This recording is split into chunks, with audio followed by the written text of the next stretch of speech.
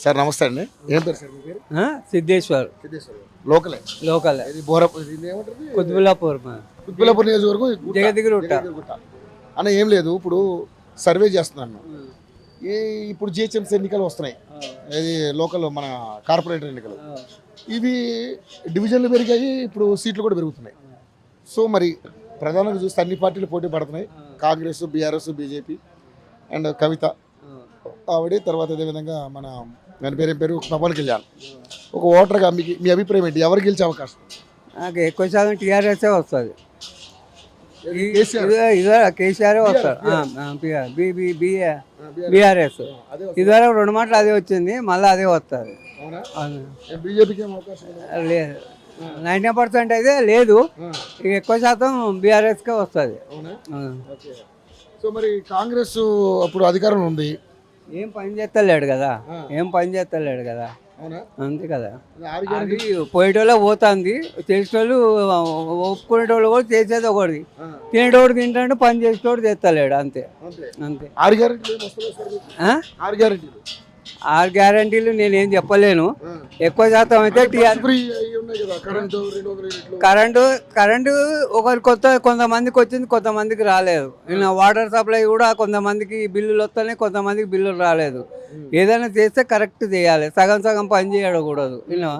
ఎక్కువ శాతం అయితే బీఆర్ఎస్ఏ వస్తుంది ఇక్కడైతే, అంతే. మరి ఇప్పుడు అంటే లాస్ట్ టైం 48 సీట్లు హైదరాబాద్లో బీజేపీకి వచ్చినాయి. ఇప్పుడు బండి సంజయ్ ఉన్నప్పుడు కొంచెం హడావుడి జరిగింది కాబట్టి బీజేపీ 48 వచ్చినాయి. మరి ఈసారి అటువంటి పరిస్థితి ఉండదా? ఏముండదు. నాకు 90% కుతుబుల్లాపూర్ అయితే బీఆర్ఎస్ఏ వస్తుంది.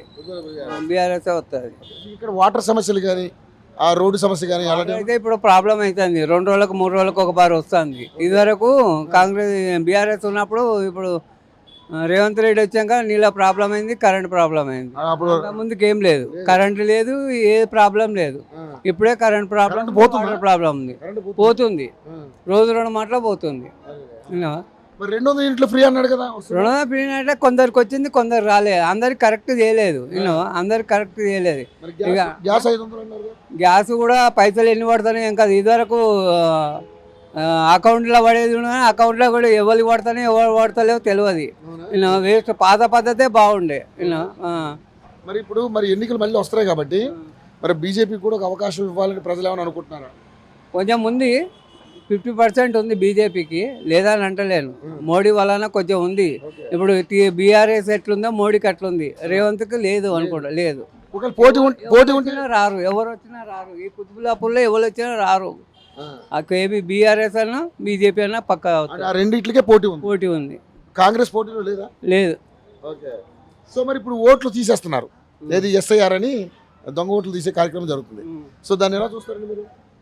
మంచిదేనా ఓట్లు, దొంగ ఓట్లు తీసేది? ఇవ్వలేరు దొంగ ఓట్లు. బూతుల్లో అయితే మంచిగానే ఉంటారు మంది. అప్లికేషన్ దాన్ని బట్టే వేస్తారు. దొంగ ఓట్లు అయితే ఏం నడవదు, ఎక్కువ శాతం బీఆర్ఎస్కే నడుస్తుంది, అంతే పక్కా. నాకు తెలిసినంత వరకు అయితే బీఆర్ఎస్ నడుస్తుంది. పోయినసారి ప్రభుత్వం ఇప్పుడు కొత్త ప్రభుత్వం వచ్చినా 4 పనులు చేయాలి. ఎవడేం పనులు చేయాలి? కేసీఆర్ వచ్చినా కానీ జాల రేట్లు పెరిగిపోయినాయి. కానీ జాల రేట్లు పెరగకపోతే ఆయనకి ఇంకా పలుకుబడి బాగుంటుంది. జాల రేట్లు కొంచెం ఉన్నోడు లేనోడు. రాష్ట్రం ఇట్లా అప్పుల పాలు ఏంది కేసీఆర్ వల్ల అంటున్నారు కానీ ఏగో జనాలు మత్తుగా అంటారు. ఆయన వల్లనే కొంచెం తెలంగాణ వచ్చింది కదా. అంతకుముందు తెలంగాణ వచ్చిందా? ఏమొచ్చింది? ఏం రాలే. బీఆర్ఎస్ బెటర్, ఇక దాన్ని ఒప్పుకోండి. Right, thank you.